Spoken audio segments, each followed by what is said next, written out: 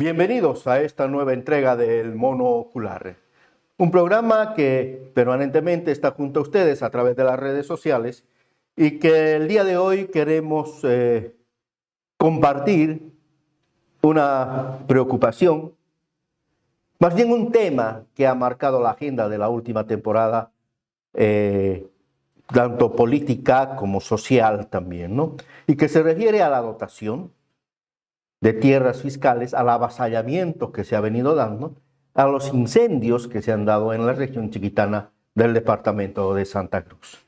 Pero este tema, desde nuestra humilde concepción, debemos analizarla, o la vamos a analizar desde tres puntos de vista. Uno, primero, lo macro, la política agropecuaria. ¿Qué está pasando con la política agropecuaria en el país? Y por supuesto también vamos a ver qué pasa con las tierras fiscales. A partir de ello, ¿cuál es la consecuencia con las tierras fiscales? Y de qué manera estas tierras fiscales están siendo distribuidas a la población. Es decir, el régimen de distribución de tierras fiscales. Estos son los tres temas. Y vamos a cerrar con un cuarto que está referido sobre todo al tema jurídico legal. Bien, respecto al primer elemento, la política agraria o la política agropecuaria de lo que se ha venido a llamar este régimen del movimiento al socialismo. Bien, señalarles que en una primera etapa el movimiento al socialismo usó como consigna movilizadora la palabra revolución agraria. Pero esa era la consigna que movilizó sobre todo a los sectores campesinos e indígenas de la región y del país. Acordémonos que el movimiento Sin Tierra venía en una lucha de varios años ya exigiendo un lugar donde asentarse. A esto se suman también los colonizadores de las federaciones del agro, y de esta forma, de alguna manera, se instrumentaliza el movimiento al socialismo. Es decir, se arma una corporación en el movimiento al socialismo. No es prácticamente un partido político, le llamaríamos más bien que es una corporación de estos movimientos sociales. Bien, este proceso, este inicial proceso de lo que fuera la revolución agraria, entre comillas, se cumple del 2006 al 2010 aproximadamente. Y resulta que para llevar a cabo esto se aprueba una ley en el Parlamento que se denomina la de reconducción comunitaria de la reforma agraria, y es la ley 3545. Y esta ley tiene como objeto principal el saneamiento y distribución de tierras fiscales, como también la fiscalización de las tierras forestales y áreas protegidas. Es decir, se iba a hacer un estudio, me imagino que esa era la idea, bueno, pensando de manera positiva, digamos, de qué manera se estaban administrando o de qué manera se estaban llevando adelante las concesiones forestales, por ejemplo, y de qué manera las áreas protegidas estaban realmente siendo protegidas. Pero resulta que este no fue el resultado. Pues, producto del saneamiento, el Estado lo que hace es consolidar ciertos espacios territoriales que son dotados a los colonizadores. Principalmente esa era la visión.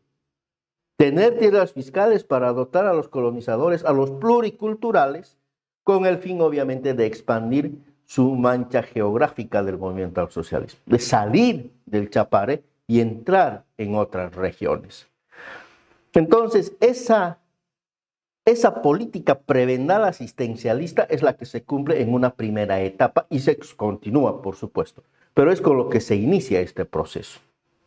Pero posteriormente, este concepto de revolución agraria, ya con el advenimiento además de lo que fuera el Estado plurinacional del 2009, con la nueva constitución política del Estado y los acuerdos a los que llega el movimiento del socialismo con la CAO, con la Cámara Agropecuaria del Oriente, con la Federación de Ganaderos de Santa Cruz, con la Federación con algunos empresarios, mejor dicho, del Beni, etcétera, es que la política cambia y la revolución ya no es solamente agraria, sino se habla de revolución productiva. De revolución productiva porque en principio se quería expandir o se quería llegar al mercado chino con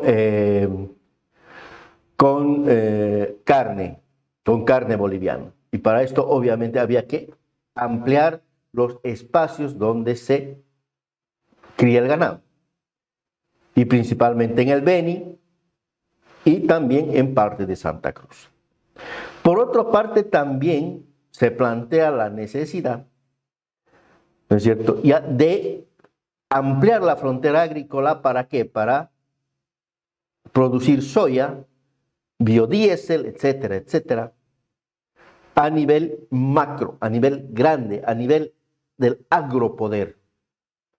Pero paralelamente a eso, había que seguir prebendalizando a la gente a los pluriculturales. Había que seguir prebendalizando a esos sectores que habían estado o que se creen parte del movimiento al socialismo. Se creen, digo, porque realmente el movimiento al socialismo jamás sirvió para los indígenas originarios. Quizá para la gente del Chapare, en menor escala, pero sí, para ellos sí. Pero para los indígenas originarios, creo que están igual o peor de lo que estaban antes. Bien, este modelo agropecuario, reitero, exportador, extractivista, se encuentra en manos de quienes desde más de 50 años atrás están sosteniendo lo que es el agropoder. Para esto, con estas personas o con estos dirigentes, con estos señores, se han llegado a acuerdos de respeto, de seguridad jurídica a la empresa agropecuaria, perdonazos impositivos, etcétera, etcétera. Una serie de medidas, facilidades en sus importaciones, qué sé yo, una serie de dádivas que se han ido dando al sector empresarial. Por lo tanto, la parte indigenista, la parte originaria, el discurso, revolución agraria, etcétera, quedó en saco roto. Por eso es que muchos sostienen, y sostenemos, diría yo, que el movimiento al socialismo hace mucho que ha dejado de ser ya lo que ellos decían, un instrumento por la soberanía de los pueblos, porque de eso no se cumple absolutamente nada. De esa forma se ha llevado la política agropecuaria. Por un lado, la parte de las dádivas, de la prebenda, y por otra, los acuerdos con los sectores empresariales. Por lo tanto, la política agropecuaria responde más a la empresa privada, a la CAO, aquellos que ellos mismos se decían enemigos, que a los propios indígenas originarios. Bien, en este proceso se llegó a aumentar las cantidades de tierras fiscales. Y veamos qué es lo que pasa con las tierras fiscales. Para empezar, dejamos en claro que la tierra fiscal son territorios que no tienen derecho propietario, es decir, son tierras que no tienen propiedad, que no tienen propietario y que el Estado asume para sí, para redistribuir entre la población que así lo necesite, obviamente dentro de ciertos marcos legales, ¿no? Entonces, el saneamiento de tierras que se hizo en el primer periodo sirvió para eso. Sirvió para que las tierras de uso forestal, por ejemplo, se conviertan en tierras fiscales y sean libres de distribución y o concesión. Pues recuperaron tierras y las pusieron para la distribución, o sea, las convirtieron en tierras fiscales.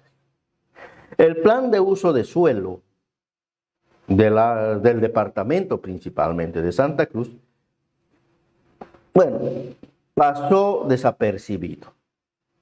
Ahora habría que ver en qué manera afecta, en qué medida afecta al plan del uso de suelo esta política.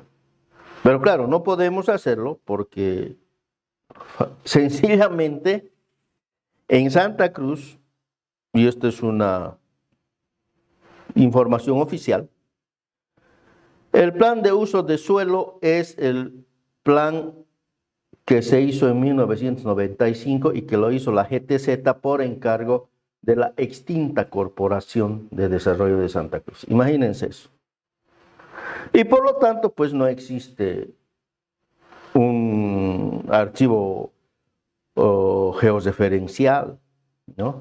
No existe una información planimétrica sobre este tema. Es realmente lamentable que hace más de 25 años no se haya logrado hacer un verdadero un verdadero plan de uso de suelo en Santa Cruz y que no se tenga la visión georreferencial, o mejor dicho, la planimetría georreferencial. Por otro lado, esta situación nos lleva a señalar también que en esta política de distribución o de dotación de tierras, en esta política de dotación de tierras, y producto justamente del saneamiento que se ha hecho y todo eso, las tierras fiscales se dividen en dos: las tierras fiscales disponibles y las tierras fiscales no disponibles. Entre las tierras fiscales, y ahí está el cuadrito que les paso, lo que les muestro, las tierras fiscales no disponibles son más de 13 millones de hectáreas, mientras que las tierras fiscales disponibles son 2,5 millones de hectáreas, y un poco más, 2,7 millones aproximadamente. Bien, muchas fueron las denuncias, que han aparecido nuevas comunidades, que hay muchas comunidades. Movidos un poco por eso es que, y esta es información oficial, es información del INSA, que sacaron a través del Ministerio de Desarrollo Rural, etcétera, etcétera. O sea, no me estoy inventando nada. No, según ellos, 944 comunidades nuevas hay en Santa Cruz, y 1.763.000 hectáreas son las que se han distribuido, lo que significa que más o menos hay otro 1.000.000 de hectáreas todavía para distribuir. No, esto asumiendo que esta información sea la correcta, aunque alcaldes de diferentes municipios de la Chiquitania, como también alguna información que han sacado a relucir, por ejemplo, los de Fundación Tierra a través de los medios, alguna información que han sacado a relucir los mismos dirigentes cívicos de los diferentes municipios, dan cuenta de que serían más de 1.400 las comunidades y que obviamente un gran porcentaje, la mayoría de estas son fantasmas. Entonces, para ver que eso no sea así, o sea así, se ha pedido o me ha dado la libertad de solicitar una información de cuáles son estas comunidades y cuál es su ubicación georreferencial. Bueno, me dieron vuelta, que primero la analizaron en la regional, luego la mandaron a la nacional, etcétera, etcétera. Entonces no se tiene esa información disponible para el público. Y ojo, esta es una información pública porque emergen de una institución pública y por lo tanto todos los ciudadanos bolivianos o que vivimos aquí, que queremos saber, tenemos el derecho de contar con esa información. Porque al fin y al cabo las tierras fiscales no son del Estado, no son del gobierno, son de todos y cada uno de los bolivianos. Ellos lo único que hacen es administrar, pero por lo visto están administrándolo a mal. Entonces hemos pedido esa información, no se quiere, no se puede brindar. Es que no sabemos, de repente no la tienen, ¿no? Pero yo creo que hay que saber si se han dado 944 nuevos títulos, ya sea por dotación o por usufructo. Entonces hay que saber dónde están, qué trabajo están haciendo, quiénes son sus dirigentes, etcétera, etcétera. Pero sin embargo, como decía, los dirigentes de comités cívicos, los alcaldes, la misma sociedad civil ha señalado que muchas de estas comunidades sencillamente no existen.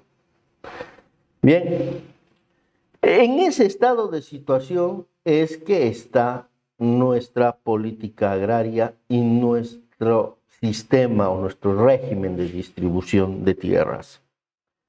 Pero ahora no solamente es eso. Hay que tomar en cuenta también, bueno, hay dos formas o dos modalidades para la distribución de tierras fiscales. Una es la dotación y otra es la adjudicación. La dotación es gratuita, eso es lo que señala la ley, y la adjudicación sí es a título oneroso, con un proyecto, etcétera, etcétera, ¿no? Pero bueno, las adjudicaciones se han detenido, pero las dotaciones siguen. Y las dotaciones es algo que hay que poner pausa. Es necesario que exista una pausa mientras que se haga una verdadera auditoría de todo este proceso. Porque si no, ¿cómo vamos a seguir en esta lógica? ¿Cómo se va a poder transparentar la acción del servicio de reforma agraria? Es un servicio nacional. La gente tiene el derecho, tenemos todos los bolivianos el derecho de saber cómo se está distribuyendo nuestras tierras. Entonces, en el tema de dotación, para empezar, solamente pueden adjudicarse o pueden ser dotadas comunidades campesinas originarias o pueblos indígenas originarios. No, ya no existe la dotación individual. Antes, en el 53 y adelante, después de la primera reforma agraria, del MNR y todo aquello, era individual. Se han dado títulos individuales a las personas. Pero ahora la dotación es colectiva, es social. Es decir, se da a una comunidad campesina, ¿no? O a un pueblo originario o comunidad indígena. Entonces, ese es el primer requisito. Pero ahora, ¿quiénes dicen sí? A ver, la lista son 30 familias, es la comunidad X. ¿Quién avala que esa comunidad existe o no existe? Los señores del Consejo Nacional para el Cambio, de CONALCAM. O sea, ¿quiénes son? CSUCB, Bartolina Sisa, SIDO, CONAMAC. O sea, y por ejemplo dicen, ¿no? El CONAMAC en Santa Cruz, ¿qué tiene que ver CONAMAC? No existe pues CONAMAC en Santa Cruz, pero sí existen otras organizaciones sociales, ¿no es cierto? En la Chiquitania existe, en el Chaco existen otras organizaciones indígenas originarias que sí tendrían que estar pues viendo y velando porque no se avasalle con sus tierras, que es lo que está sucediendo. Porque el avasallamiento, si bien hablábamos hace un momento de movimientos sin tierra y otros, los avasallamientos se hacían aquellas propiedades donde no se estaba cumpliendo ninguna función social, etcétera, o estaban tierras abandonadas, qué sé yo, que eran privadas. Ahora el avasallamiento está en contra de las tierras de las TCOs. Hay muchos problemas con las TCOs y como también a las áreas protegidas. O sea, aquellos territorios, o mejor dicho, aquellas tierras fiscales no disponibles, como son, por ejemplo, los parques nacionales, las concesiones forestales, las áreas protegidas, proyectos estratégicos como el Mutún, como Rositas, etcétera, está habiendo o existe asentamientos ilegales. Existen asentamientos ilegales. Y eso es lo que obviamente, bueno, hay que ver si son ilegales, porque de repente sí tienen su resolución del INRA y tienen sus límites determinados, pero esa información es la que no quieren brindar. Entonces, si existen, si se ha dado, hay que corregir, ¿no es cierto? Y hay que proteger de acuerdo a como dice la propia ley. La propia ley nos indica que primero que nada están las comunidades oriundas del lugar. Las comunidades indígenas que viven y se desarrollan en el lugar. O sea, sobre esa comunidad no puede venir una otra a título de ser pluricultural, cualquier cosa, y asentarse en ese territorio. Entonces, esos son los sectores que obviamente están pues reaccionando y reaccionando de buena medida. Por eso, las movilizaciones en el Beni y todo lo que se está dando. Y también, obviamente, aquí en la Chiquitania. Si eso es lo que estamos buscando, si estamos buscando que otra vez nos enfrentemos entre bolivianos, porque al fin y al cabo, ¿quiénes vienen? Vienen los que se quieren asentar y defienden los que no quieren que se asienten en sus terrenos. ¿Y quién es el gran responsable de eso? Es el propio Estado, porque eso está promoviendo. ¿Por qué? Porque no está transparente la cosa. Porque no han transparentado adecuadamente todo el proceso. Por eso es que decimos que es necesario, es justo y necesario, como diría algún sacerdote en la misa de los domingos, que se haga una pausa y que se empiece a hacer una auditoría seria. Durante el gobierno de Janine Áñez se convocó una auditoría, no sabemos en qué quedó, parece que vino el otro gobierno y lo cortó, bueno, aunque también el gobierno de transición tiene mucho en beneficio de inventario. Pero, bueno, eso es lo que, en ese estado de cosas está el Servicio Nacional de Reforma Agraria, que obviamente, desde donde lo veamos, es realmente triste. Y para concluir con la tristeza, para concluir con esta situación, vamos a ver un poco qué pasa con la normativa agraria, con la normativa legal. Sabemos por concepto básico del derecho que existe la pirámide de Kelsen, ¿no es cierto? Que está la Constitución por encima y están las leyes, los decretos, etcétera, etcétera. Entonces, en esa lógica es que tenemos dos leyes, la 1715, más conocida como ley INRA, y la ley 3545 de reconducción de la reforma agraria, que son del 1996 la primera y del 2006 la segunda. O sea, estamos hablando todavía de la República de Bolivia. Y esta no está compatibilizada con nuestra Constitución Política del Estado. Es un tema que deberían hacerlo desde el Ejecutivo y obviamente los parlamentarios. Pero hay que corregirlo, hay que hacerlo, porque resulta que de repente en la ley 3545 nos envía al artículo 169 de la Constitución, y la Constitución dice pues otra cosa, el artículo 169.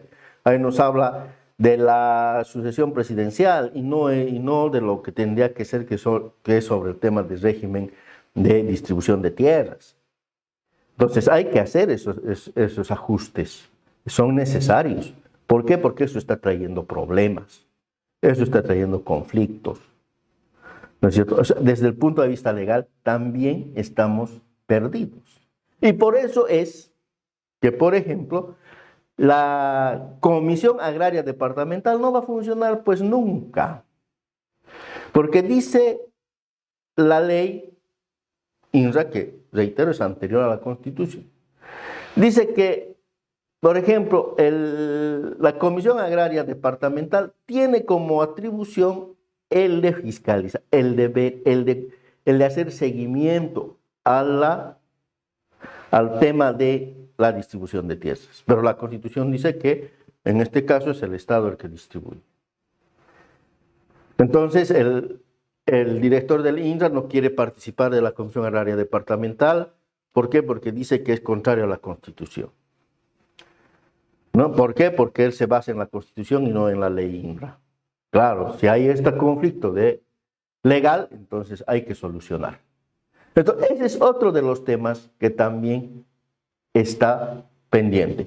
Y esto nos da pie a pensar y a afirmar además que es necesario una auditoría legal, una auditoría técnica y una auditoría social al tema de dotación de tierras y sobre todo a todo esto que significa pues el problema tierra y territorio en el país, que dicho sea de paso, y son varios los medios, varias las personas y personalidades que lo han dicho, no soy yo solamente, que un gran porcentaje de los incendios en la Chiquitania son producto de este tipo de acción. Son pues los colonizadores que están también provocando ciertos incendios. Entonces hay que transparentar todo y hay que informar a la población. No puede ser que en el siglo XXI todavía estemos carentes de un registro georreferencial y estemos carentes de información cuando todas estas resoluciones deberían estar en un sitio internet. Bueno, muchas gracias. Espero que estas reflexiones a las que hemos asumido el día de hoy, pues nos permitan seguir adelante y seguir exigiendo lo que en derecho nos corresponde. Hasta una nueva oportunidad y hasta una nueva versión de su programa, El Mono Ocular.